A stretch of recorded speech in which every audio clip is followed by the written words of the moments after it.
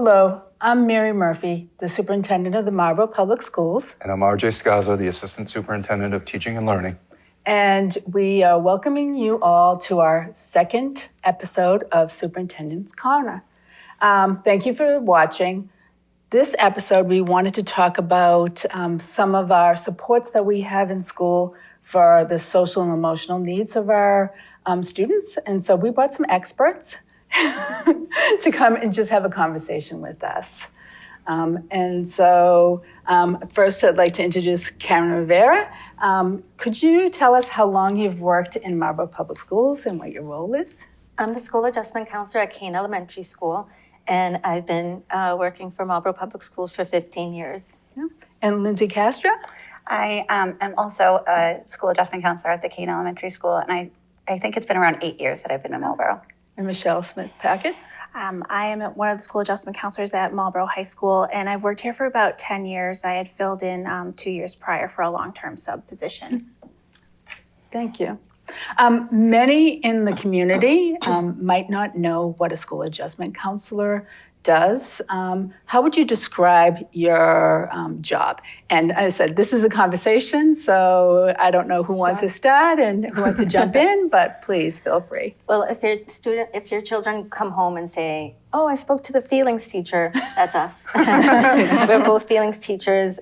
We work with kids to help out manage some emotions and celebrate their accomplishments. We're just there to help out the kids. We talk about helping them be their best learners throughout the day, and that looks different for everybody. So we just try and figure out what they're going to need to be their best learners. So we do talk about that, and we refer to ourselves as helpers too. So the Felix teachers are the helpers in the school and just help the kids do all sorts of different things, make friends, manage emotions, like Karen said. But you don't refer to yourself as that would be a little different. At the high school level, I think our job is to help support the administrators and the guidance counselors. School adjustment counseling kind of is different at each developmental level, right? I know for us, we spend a lot of time talking about healthy ways of coping with stress, healthy ways of coping with friends. There's a lot of at-risk behaviors that adolescents can get into, and it's helpful for them to have a trusted adult at school to talk to about those things. Mm-hmm. So I would imagine that you do hear from parents pretty often and that they reach out to you for assistance. So can you give us some examples and maybe start at the elementary of why or what a parent might reach out to you about? Typically, a parent will reach out if they're experiencing some struggles in getting their student ready for school. If the child is not wanting to go to school, that's primarily the calls that I'll get. I also get calls from families that are experiencing some family changes, whether it be divorce, death of a pet, death of a family member, and that kind of stuff.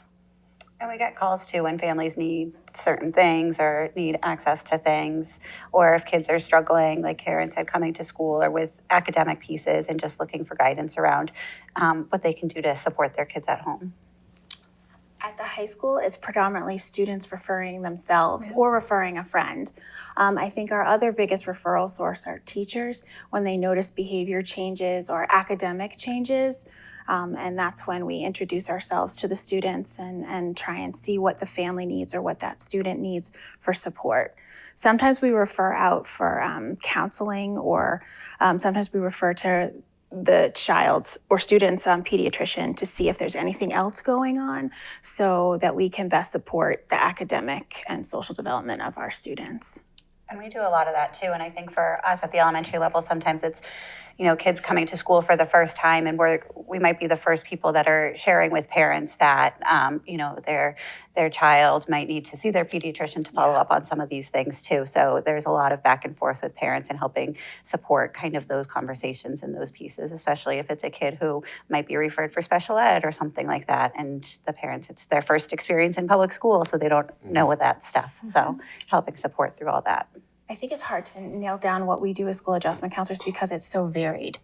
Because we could be working with students that have significant learning disabilities and they could be having anxiety or be frustrated with how hard they have to work. We could be working with students who are learning English as a second language and any of the adjustment issues they have coming to a new school, speaking a different language.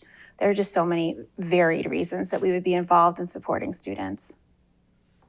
Great. What have each of you seen recently as the biggest concerns for students? Has there been any change after the shutdown and returning to school? I think at the elementary level, definitely play skills.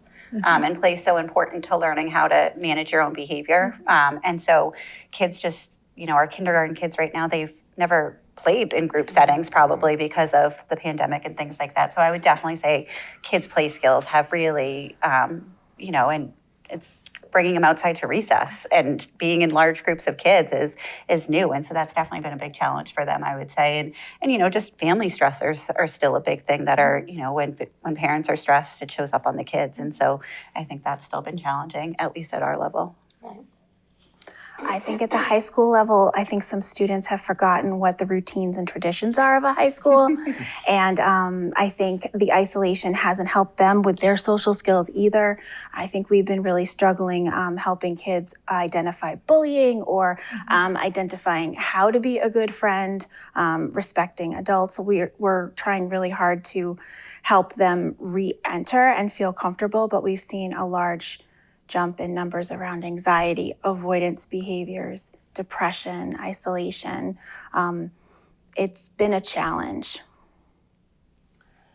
Are there any strategies that you found helpful to get the kids to overcome that challenge and maybe become a little bit more comfortable in the school setting quickly, given the circumstances we've all gone through? We have a Kirby's Corner at Kane School, which is a safe place for children to take a break, regroup. There's a lot of mindfulness that takes place in that space. And just working through the anxiety, working through what the child is experiencing that's challenging to them. And sometimes it just takes a little listening and a little pat on the back, and they're ready to get back to class and learn. I mean, I think that, just listening, like Karen said, and really, working with parents and making sure that we're all on the same page and doing the same things is really helpful for the kids too. And clear expectations and regular routines has really been helpful for getting the kids back. Just making sure that we're all doing the same thing consistently for the kids. I think for guidance counselors and school adjustment counselors and administrators alike, dealing with 9th grade students is a little bit different than dealing with 12th grade students. For us, helping 9th graders problem solve, set goals, self-advocate in an appropriate way has been, I think, our best strategy working with them. I think the other thing is we are starting for the first time, we're teaching signs of suicide to our 9th grade to try and assess the level of depression and see if there's any interventions we can do for the whole school, as well as find very specific students that are at risk and refer them out for community services. As school adjustment counselors last year, we went into every 9th and 10th grade health class once to teach a stress management lesson with coping skills and gave out manipulatives and really described the role of the support people within the high school, really encouraging kids to self-advocate. If you're having a problem, reach out to a trusted adult because we wouldn't know otherwise.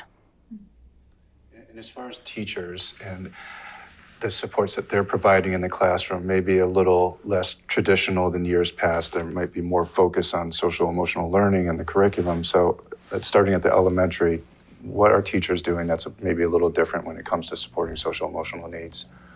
Well, teachers are holding their SEL time blocks using curriculum. And then if they need a little extra, Lindsay typically goes into the classroom and runs whole group lessons. And I'll just run the smaller groups for lunch bunch.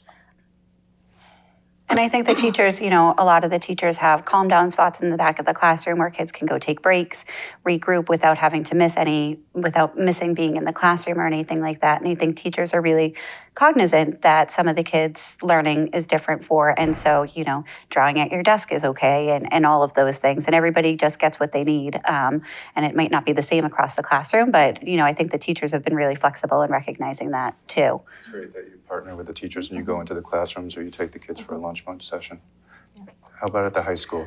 There's a lot of different interventions that we're trying. We're team teaching 9th grade and 10th grade, so that makes it so that the core teachers can work together, identifying students who are at need. And each of those teams has a identified school adjustment counselor and guidance counselor that goes to those meetings. So we're connected right away.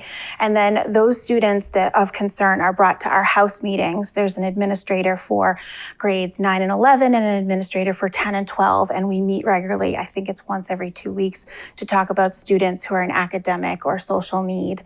And then we have a student support team where students who aren't meeting certain standards academically or socially are put through that process where we get consultation from a multidisciplinary team to see what information we can gather and interventions we can provide that student. We are also in the process of building different programs at the high school. I believe our therapeutic learning center is being restructured and reorganized. We also have the Bridge program for students who have been out long-term due to hospitalization or long-term absences. And that's a very supportive place for students to come back and make up their work and learn skills to reintegrate into classes. And at the elementary level, we have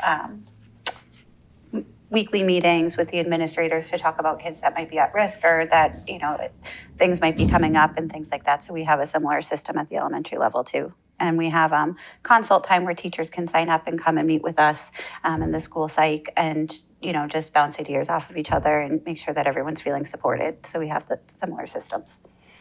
Thank you. And we're hoping that some parents will be watching this. So I'm wondering if you have any advice on ways that parents can support their students, their children at home, and potentially also, I'm gonna combine a couple of questions. If they're looking for resources outside of the schools to help them in that support. Any ideas with either one? I mean, I think that for us at the elementary level, making sure your kids get a good night rest and that they are that your morning routine is pretty consistent so that they can get out the door in a pretty consistent way and make it to school is huge. I think being involved in the school is great. The more parents we have the book fair this week at Kane, so it's been great to have parents back in the buildings, volunteering at the book fair, doing all that stuff again. And I think the more the kids see other adults in the school, the more comfortable it becomes and more like a community. And so I think that those are some great ways to help support and make sure that things are going well. And I think it's reaching out and it's communication and collaborate with the schools and just know that we're just trying to help and do the best that we can too. So just reach out, and if you if you're worried about something, just call us and let us know what's going on so we can help support. And I think there's lots of different resources, but did you want to share a little bit too? So I think parents at the high school level, if they're showing some interest in what their student's learning, that's always helpful. Encouraging daily attendance, even when that's hard and the student is sleepy. Encouraging a good night's rest is also really important. At the high school level, we try really hard to encourage students to join clubs or sports teams or get a part-time job. Ways that they can learn to be part of our community are really important. And I think if parents are concerned about their student, if they notice any behavior changes, it's always good to check with your pediatrician, reach out to the school nurse, reach out to the guidance counselor or school adjustment counselor for your student. At the high school level, we have a student and parents tab and an easy place for students or parents to find information is there. We have a resource document with a lot of community resources on that. There's study guides, ways to get homework done, and there's lots of good resources there. There's a social emotional learning website with coping strategies and coloring pages. There's resources if you look for them. Thank you. Yeah, I was happy to hear you say that you promote the extracurricular or the sports. It was crucial to me to have some incentive and a little extra motivation to get through school when I was at that age, and I wanted to stay on the team and I wanted to be part of that. So that gave me a little extra motivation when I was that age. I think as an adolescent, belongingness is really important, and we're trying to create that level of community within the high school. Yeah, that's great. It seemed, with the three of your skills and all that you offer to the students, it's hard to envision a student that at times needs more than what you provide on a daily basis. But there are times that either a student or a family needs more services. What happens then? What does that referral process look like? Or who do you go to? So if we can't figure out or help out the family, and we realize that this family will need extra support and extra time to complete, referrals, we'll reach out to our, we reach out to Kayla. Yeah. I forget her title. And Raphael. And Raphael, wraparound service provider. And we put in a referral in, and they will assess it, and they may refer out to another community resource. So they'll follow through with that. And that can be things from the need for like fuel assistance, or like getting an application for insurance completed, or helping getting holiday assistance. Like it could be a whole wide range of things for wraparound. I think it's amazing that it's like we all know everything that they do, but like the title is not important. It's that we know who to call, and we know that the level of service is extraordinary. And we're very fortunate. We're very fortunate to have the three of you and your whole department and your whole team. Did you want to add anything else? Yeah, just that you guys seem so thoughtful in everything that you do, and that you're there for kids. And I'm sure that your day is very hectic with phone calls and responding to crisis and providing services. So I just think it's remarkable what you do on a daily basis, and we're really grateful for what you do. Thank you. Thank you. And thank you for being here, and thank you for sharing with the community today, every day, everything that you do. Thank you. Yep. Thank you, guys. Thank you. So we're going to take a short break and be back shortly. Thank you.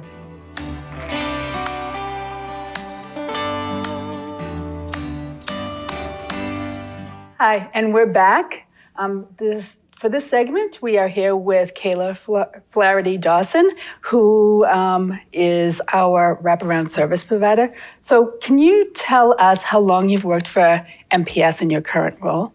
Yeah, so I have worked for MPS for just over a year now as a bilingual wraparound services coordinator. And you're bilingual. What other language do you speak? Spanish. Spanish, okay. And many in the community might not know what the term wraparound service provider is. I'm sure many people in the schools might need help with that as well. How would you describe your job? Yeah, so basically my job is to help students and families connect with supports and resources in the community to help them be successful in school. So working with families to kind of get their basic needs met and help connect them to any services that they might need. And then also I work with the school adjustment counselors and other school staff to make sure that they know about different community resources available to families, and also kind of developing partnerships with community organizations to best support our students as well. Earlier, we were talking to some of the school adjustment counselors, and they were describing their roles. You just said that you reach out more to like the community, but can you give us a couple of examples of that? Yeah, so I work a lot with advocates, for example, helping get students mental health services. I spend a lot of time talking to their intake director over there. We also have worked with Healthcare for All Massachusetts, which is an organization that helps make sure families and people in Massachusetts have access to healthcare, to help families know about health insurance options that they have here in Massachusetts, like Mass Health. Over the holidays, around the holidays, we connected with Toys for Tots and the Marlborough Rotary Club to make sure that our students had holiday gifts. Very busy. Thanks so much for being here with us, Kayla. We appreciate it. So I'm wondering a little bit about the referral process. We have a lot of students in Marlborough Public Schools. So how does a student or family receive wraparound services from the school district? Yes, so typically what happens is that somebody in that student's school, maybe a teacher, maybe the adjustment counselor, somebody who is kind of working more closely with the student and family might identify a need, whether that's something that the child's having trouble with in school or the family calls and says, hey, we're concerned about this. If that person working with the child who's identifying that need isn't the school adjustment counselor, that person would then kind of talk with the school adjustment counselor, and depending on kind of the level of need, then the school adjustment counselor would reach out to us at Wraparound and we could get involved. Great. And from what I've heard, you provide a lot of different supports to families and students. So we want to make sure that the community hears about those different types of supports that wraparound service providers can provide families. So can you give us some examples of ways that you help support students and families? Yeah, so last year, kind of our top 3 things that we helped families with were help accessing medical providers, so whether that be pediatricians or primary care doctors, dentists, eye doctors, things like that.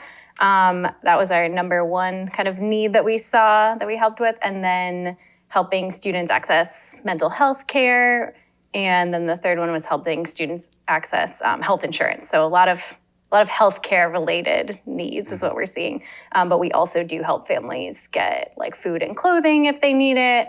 And everything's really individualized to the needs of the family. So kind of any gap that's there, we can kind of help try to fill that. That's great. Since we're just talking here, one of the things that I noticed when seeing some of the things that you would have been doing in the last year was that it doesn't seem that your job occurs during the regular school day exclusively. Like, I know that you have reached out and scheduled a lot of things at night and different times. How do you reach out to families or advertise those events that, like the healthcare sign up workshops? So those activities that you've done with babysitting and everything else at times, right? Yeah. How do families learn about those? Yes, that's a great question. So we kind of honed in on that process a little bit with some trial and error last year. We, as you mentioned, our hours sometimes go outside of the school day because that's when families are available. And in terms of kind of advertising for those events, we've created flyers and distributed those to all the schools so that staff in the schools can get those out to families. But then we also have sent out emails through Aspen. We can pull up like primary language and send the flyers in the correct language that the family needs. And so that, I think, has been pretty successful in terms of making sure that we kind of catch everybody between the things going out to the schools and the emails going to parents.